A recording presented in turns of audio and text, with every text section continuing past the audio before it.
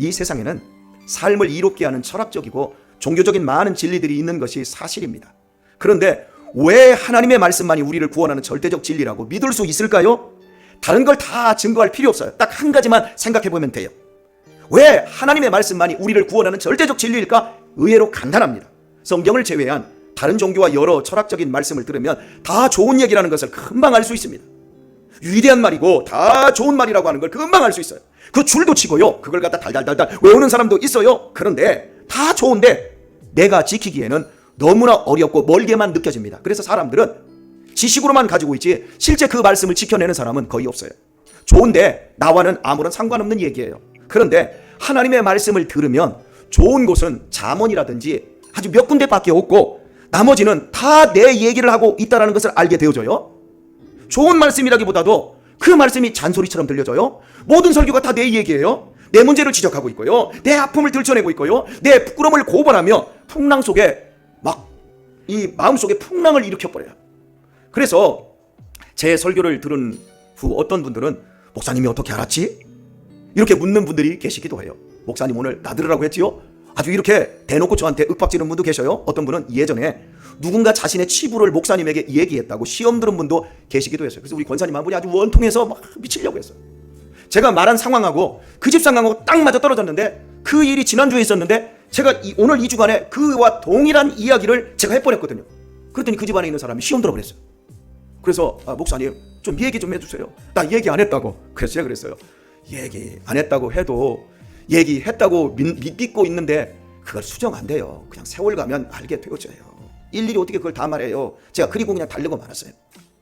나를 발가벗기고 있다라는 느끼는 것, 그것은 나를 만드신 하나님이 또 나의 죄를 정확히 알고 있기 때문에 그렇게 말하고 있는 거예요. 하나님은 우리를 만드신 분이시고요, 우리를 용서하셨고 우리를 새롭게 할 완벽한 계획을 갖고 지금 목사를 통해서 말씀하고 계신 거예요. 그러므로 마음의 갈등이 일어난다는 것은 성령께서 우리 마음에서 이미 가르치시고 깨닫게 하고 있다는 증거인 거예요. 하지만 제가 아무리 설교를 떡부러지게 잘해도요, 성령께서 역사하지 않은 사람들은 마음의 갈등이 없이 그냥 지겨워 죽어요. 매주 듣는 설교가 똑같이 생각되어지는 거예요. 그냥 그래서 잠으로 때워버려요. 성질 낼 것도 없어요. 헌금 요구만 안 하면 그냥 잠만 잘 뿐이에요. 심령이 죽어버린 거죠. 그러나 성령께서 역사하시는 심령은요, 미쳐요. 갈등하고 고민하다가 결국은 울게 돼요. 자존심이 싼 사람이 더 많이 울어요. 저는 남자들이 소처럼 엉엉 우는 것도 보았어요. 어깨를 막 들쑥들쑥하면서 엉엉 우는 그 고집센 사람도 봤어요. 해병대 출신이었는데 그렇게 어깨에 막 힘주고 막 목에 힘주고 이러던 사람이 은혜를 받았는데 막 어깨를 들썩들썩거리면서 억헉대고 우는데, 와, 하나님께서 그렇게 회개를 시키시더라고요. 왜요? 주님께서 찾아오셨기 때문에 일어나는 일이에요. 나 같은 주인을 용서하셨고 나에게도 새 생명을 주셨다는 사실 앞에 감격하며 우는 거예요. 이게 마음의 회개가 일어난 거예요. 이런 경험이 우리 안에 없으면 우리는 그냥 하나님의 말씀이 지겨워 죽는 거예요. 그런데 마음의 회개가 일어나면 그때부터 말씀이 들려지기 시작하고 말씀이 좋아지는 거예요. 절대 졸립진 않아요. 나를 새롭게 하는 말씀이 너무나 좋게 들려지기 시작하는 거예요. 나중에는 말씀을 듣지 않으면 견딜 수 없을 만큼 힘들어져요. 내가 오늘 왜 이렇게 힘들지?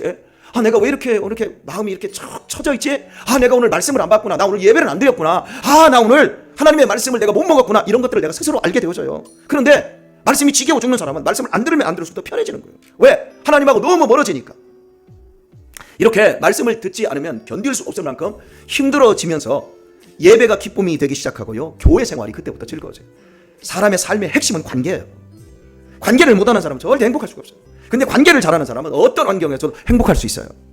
그래서 신앙생활의 최고의 열매가 뭐예요? 사랑, 희락, 화평, 오래참, 자비, 양선, 충성, 온유, 절제, 다 관계에 관한 거지. 혼자 좋아가지고 죽는 게 아니라 관계 속에서 되어지는 거예요. 이렇게 하나님의 말씀이 우리 안에 들려지기 시작하면 이제 예배가 새로워지고, 그러면서 관계가 우리 안에서 하나님과의 관계가 회복되어지고 사람과의 관계가 회복되어지면 그때부터 행복한 삶을 이루어 가게 되어지지요. 이것이 은혜 받았다라고 하는 거예요. 은혜 받기 전에는 사람들이 이렇게 생각합니다. 참, 예수 믿는 사람들은 무슨 재미로 사나.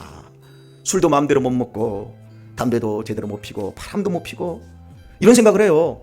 하지만 은혜 받고 나면 오히려 세상에서 흥청망청 껄떡대던 것이 부끄럽고 시시하고 허무하게 느껴져요. 무엇보다도 음주나 흡연, 바람 피우는 것이 자유가 아니라 속박된 것이고 더러운 것을 분명히 알게 되어집니다. 결국 시간이 갈수록 더욱 선명하게 참된 인생의 가치를 깨달아가면서 보석 같은 사람으로 변화되어 가게 되는 거예요.